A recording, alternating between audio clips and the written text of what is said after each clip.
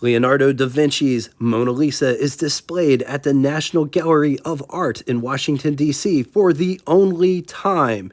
The CIA Domestic Operations Division is created, and Iron Man debuts in Marvel Comics. Tale of Suspense number 39. The year is 1963, and this custom Comet convertible was available at your local Mercury dealer. But before getting into all of it, I'm your host, Jay, and this is what it's like. The automotive channel that features underrated, overlooked cars. I mean, the speed limit's like 70 to 80 miles an hour tops. Why not drive something with class and style that doesn't track your location and sell your information to big tech companies? We cover history, specs, design, and a lot of times it's like seeing these cars for the very first time. We post between 4 and 5 episodes each week, with engine episodes generally on Wednesdays. If you just found this channel, subscribe and hit the bell icon next to it to never miss a video. Real quick, a couple of announcements.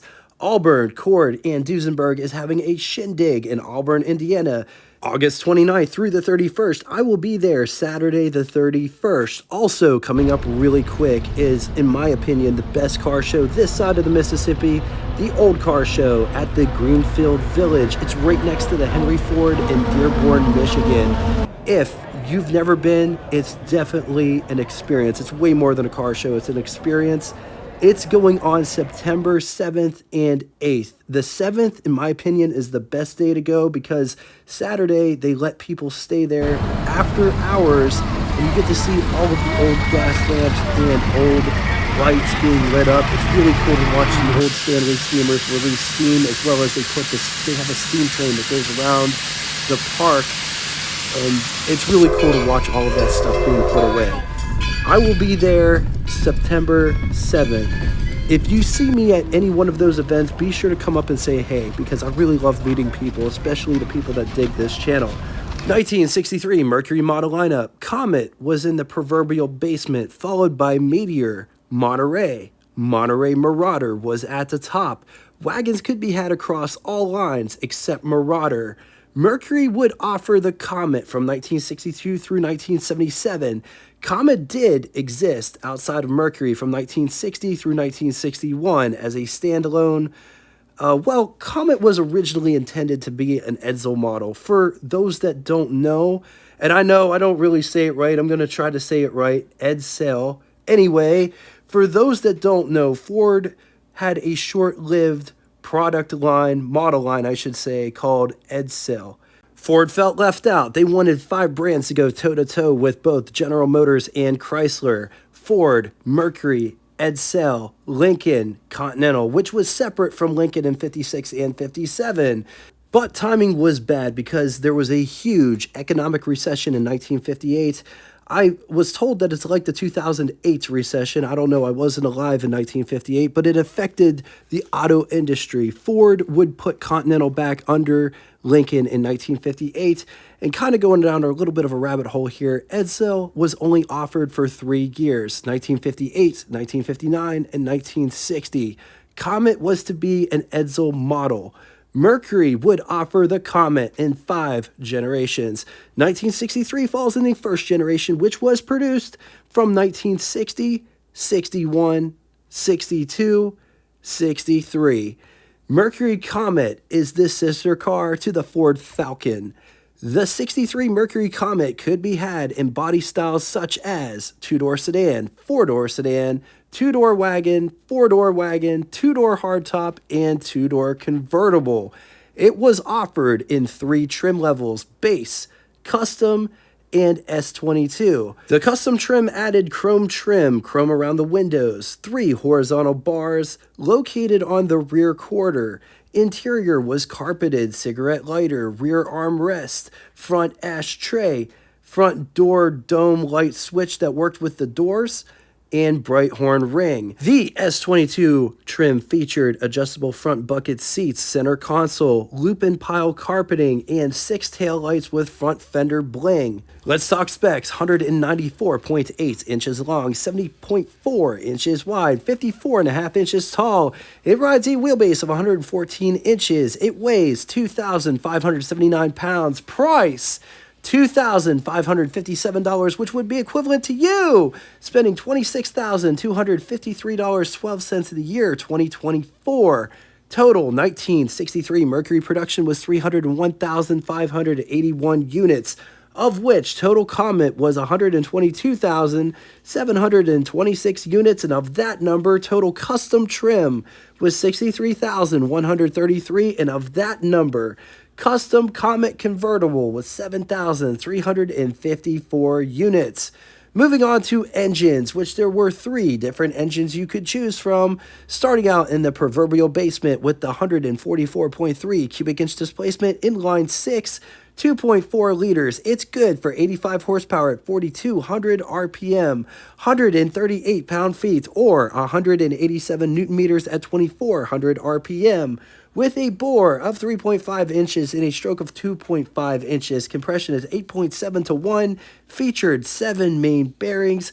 When backed with a 3-speed manual transmission, 0 to 60 could be had in 16.7 seconds, with a theoretical top speed of 83 miles per hour while achieving an average 16.4 to 18 miles to the gallon. Moving on to the middle option. 169.7, often referred to as the 170 cubic inch displacement inline 6, 2.8 liters. It's good for 100 horsepower at 4,400 RPM, 156 pound-feet, or 212 newton meters around 2,400 RPM, with a bore of 3.5 inches and a stroke of 2.9 inches. Compression is 8.7 to 1, 7 main bearings. When backed with a 3-speed manual transmission, 0 to 60 could be had in 13.6 seconds with a theoretical top speed of 88 miles per hour while achieving an average of 15.3 to 17 miles to the gallon. Moving on to the biggest and baddest engine that one could get with the Mercury Comet 260 cubic inch displacement Lightning V8 4.3 liters. It's good for 164 horsepower at 4,400 RPM, 258 pound-feet, or 350 newton meters around 2,400 RPM, with a bore of 3.8 inches and a stroke of 2.9 inches. Compression is 8.7 to 1.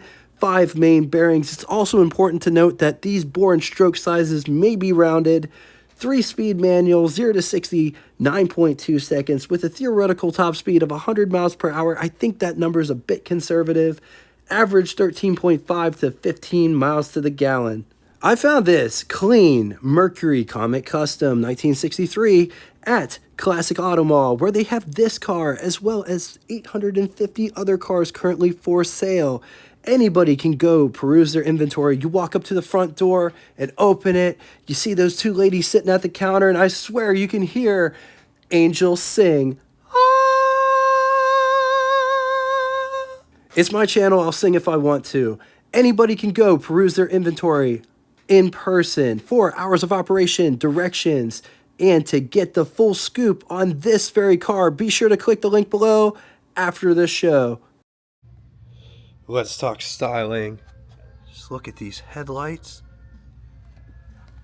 Notice the bezels protrude from this grille section, which the grille section is real. It's not just painted. Turn signal indicators right there on the edge.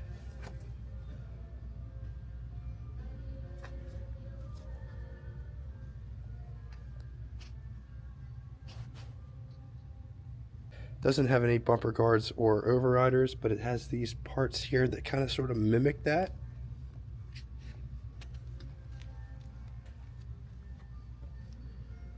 Has these fender markers right there. The hood profile is rather smooth, aside from the center line, which comes to a point here. It goes back towards the curved windshield with the windshield wipers that follow. Mercury script right there. Comet badge. The fenders are just kind of capped off. These are riding on P185 6013. Does not have rocker molding.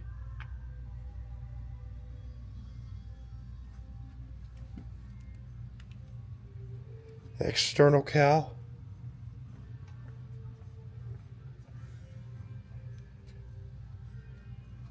Being that this car is a convertible, it doesn't have drip rails.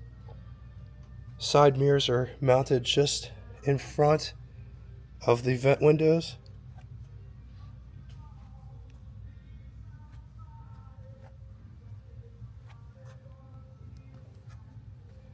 This does have fins. Also notice, look at how it starts. This part here is on the door by itself, and then it continues to protrude going all the way out the back. The rear fenders are also not flared, but they're not even capped off, they're just bent in.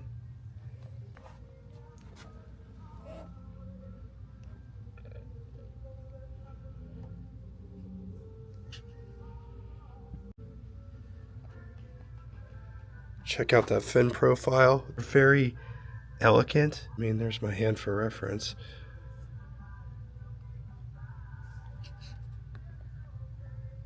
Just check out this back. I love how it looks like jet thrusters. Look at all that's going on with that design. It's also worth mentioning that the grille back here is painted, but it has the bright pieces. The bright pieces are real. Backup lights. Gas filler in the center.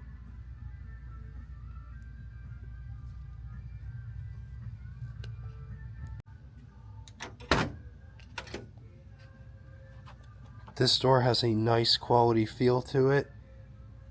Look at the different colors that are happening on the door panel. Armrest as well as door handle to pull the door shut. Door handle to get out. Window crank for the big window, which operates like this. Notice it's all framed out. And vent window right here. Coming down inside the pedal box. High beam switch on the floor. Clutch, brake, gas pedal. Emergency brake. Just take a gander at this interior.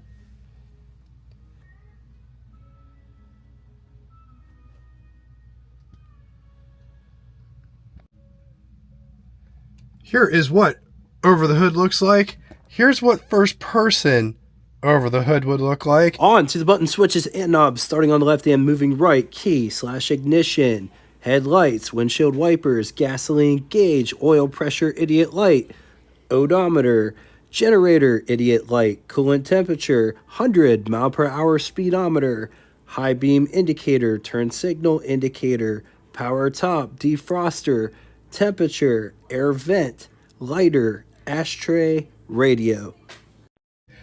Up above, we got sun visors. They're a bit on the slender side.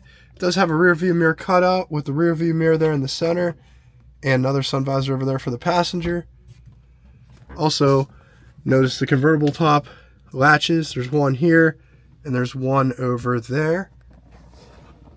Ashtray. On to the glove box test. There's our test subject. Here is my hand for reference. Here is the glove box in question.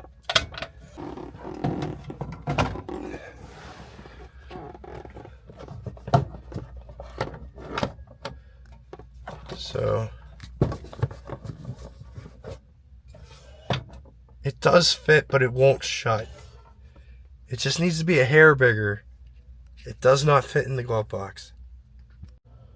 Getting in the rear, just fold the seat forward like so, which gives you plenty of access to get back there.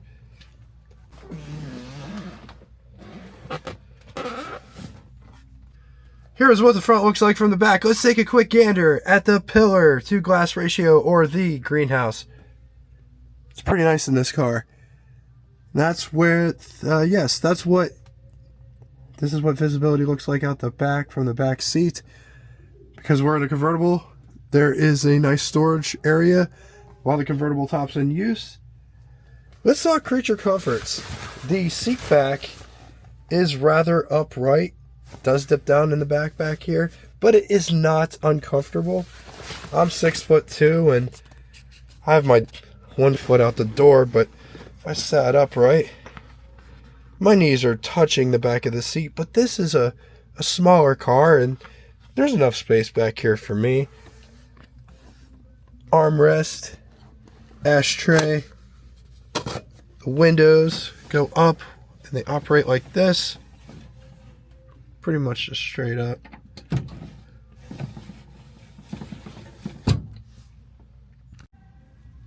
Coming to the under the hood section. The hood release is right here. It's all one motion. This one's got the 170 inline 6 in it. 12-volt battery over there. The oil filter's right there. You don't even have to get underneath the car to change that. That's really cool. Distributor's also right on top of it. Or off to the side, I should say. Single master cylinder, no power assist. Doesn't appear to have power brake or power steering either. Has an alternator though, which is a good thing to have.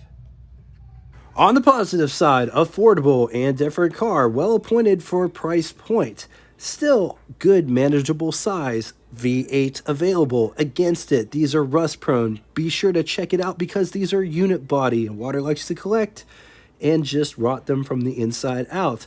Most of them are 6 cylinders. The small 6-cylinder is considered underpowered. All right, now it's time for Would You Rather. 2 scenarios today. In the first scenario, would you rather have a 1963 Dodge Dart GT or 1963 Mercury Comet Custom or 1963 Studebaker Lark Daytona? I'm going to leave this here for a minute. If you need more time, feel free, pause the video. On to the second scenario, 1963 AMC Rambler American 440H or 1963 Mercury Comet Custom or 1963 Pontiac Tempest. Once again, going to leave this here for a minute. If you need more time, feel free, pause the video. Now it's time for Name That Tune. First person to get both the name of the band and the song title correctly in the comment section will have their comment pinned to the top of it. Thank you all so much for coming out and watching this. If you'd like to get in touch with me, shoot me a comment in the comment section below or send me an email at what_its_like@yahoo.com. Until next time, toodaloo!